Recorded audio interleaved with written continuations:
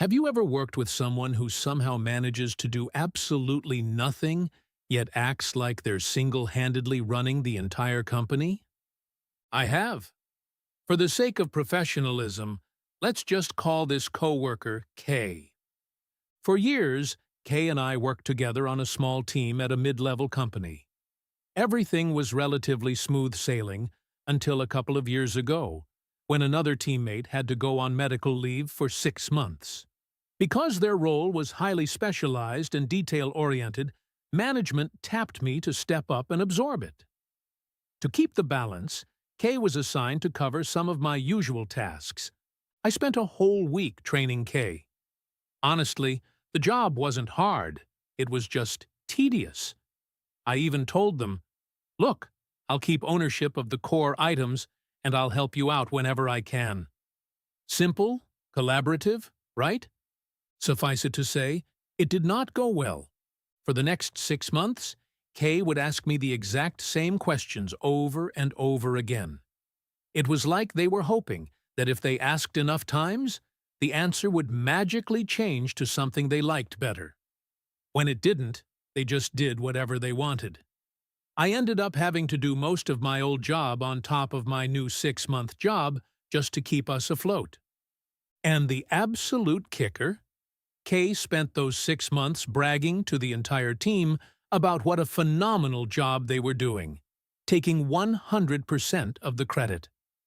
By the time our teammate finally returned from leave, I was completely burned out. I spent over a month doing nothing but cleaning up the radioactive disaster Kay left behind. Fast forward about 6 months. I finally had a vacation scheduled. I wasn't even going to be gone a full week. Just a few days.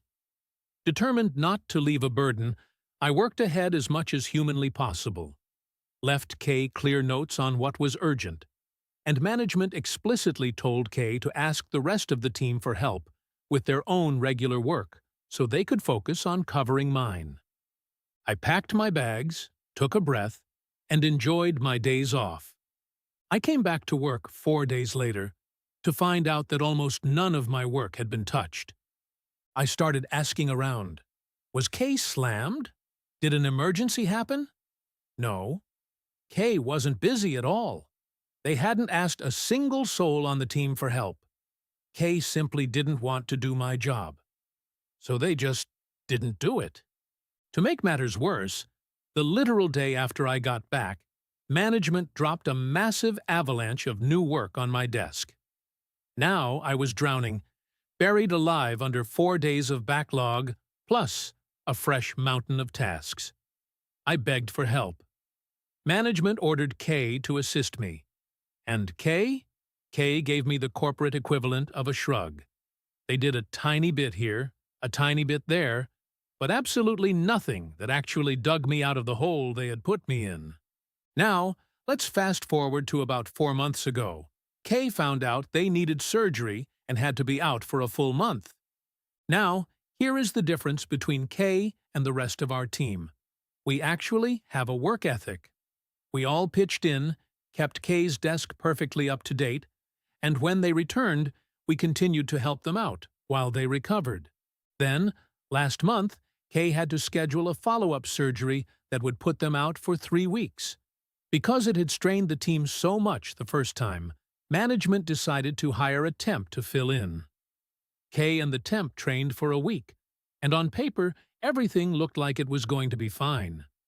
But right around that time, life threw me a curveball. I had an unexpected family emergency and had to abruptly take a week and a half off to deal with it. Because of how the calendar aligned, Kay and I were scheduled to return to the office on the exact same day. Driving to work that morning, my stomach was in knots. I was bracing myself. I just knew I was walking right back into another dumpster fire.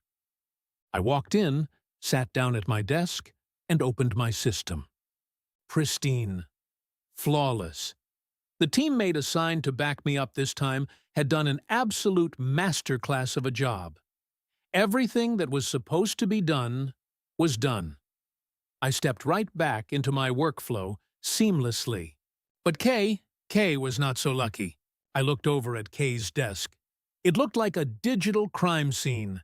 It turns out the temp management hired had only completed about 20% of the work over those 3 weeks.